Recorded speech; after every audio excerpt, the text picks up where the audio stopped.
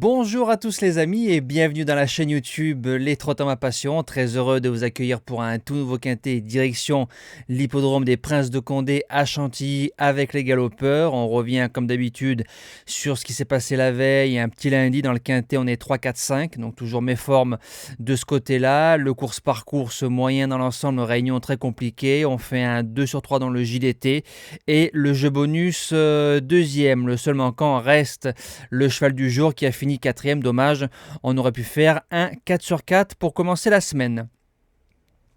Les conditions du prix de la Galaxie des Batailles, un 1600 mètres, on annonce un terrain souple 3,5, 16 partants, en réunion 1 course 2, on lance tout de suite la sélection.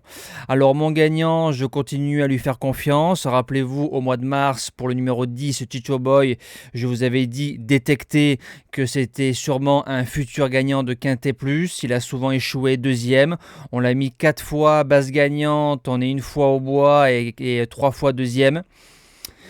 Plus vu pour un cheval de PSF, mais on a vu qu'il a pris ses marques sur le gazon. Le terrain souple ne devrait pas le déranger. Corde numéro 5, Greg Benoît, n'a en gros jamais déçu à Chantilly. C'est un cheval qui mériterait enfin de remporter son premier quintet. L'opposition viendra en bas de tableau. Le numéro 15 de Trobrez. Valeur sûre à ce niveau-là.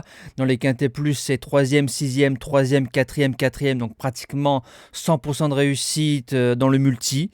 Sur le mâle, il est très bon. Il va découvrir le gazon de Chantilly avec deux Mureaux à la monte. C'est un cheval qui doit au moins jouer sa place sur le podium. Premier outsider, le numéro 8, Cyrano. Belle découverte lors de son premier quintet plus en produisant une double ou une triple accélération. Dans les quintets, c'est 4e, 3e, 4e.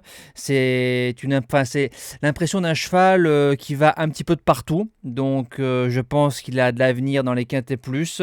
Le 2 septembre, on lui a mis les œillères australiennes pour essayer. Ça n'a pas marché du tout. On lui enlève. Il va devant. Il a sa place dans le quintet. Deuxième outsider, le numéro 2, Mama Imelda, m'a découverte lors de son premier quintet plus 5e. Avec une bonne course et un manque d'expérience, la jument a fait ce qu'elle a pu. Il va lui falloir le bon parcours, elle va encore manquer d'expérience, mais je pense qu'à l'avenir, c'est une jument qui pourra remporter son quintet, elle peut enchaîner pour un deuxième événement et finir dans les 5.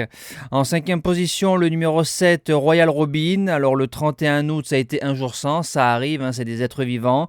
C'est un cheval qui a fait jeu égal avec Cyrano dans un quintet plus, je le rachète sans problème, surtout que cette fois-ci, on met l'excellent Michael Barzalona. En 6e position, le numéro 13, Brave Heart, c'était pas mal pour un premier quintet plus en sous-marin, 7e course école. Le cheval a fini en avançant. Si on arrive à le monter cette fois-ci plus mode course avec le premier tiers du peloton, pourquoi pas pour les places avec Anthony Cractus. En 7e position, le numéro 3, Nord-Est, a gagné sur Quintet Plus, PSF Chantilly, maintenant ça date.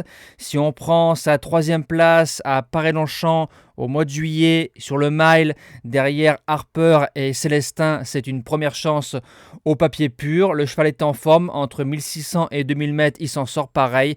C'est un candidat pour les places. Et je termine avec le numéro 11, Goldino Bello. Il a eu une pause pratiquement de 2 mois cet été. On vient de l'ouvrir récemment sur l'hippodrome du Putois. C'est un cheval entre la distance et la piste.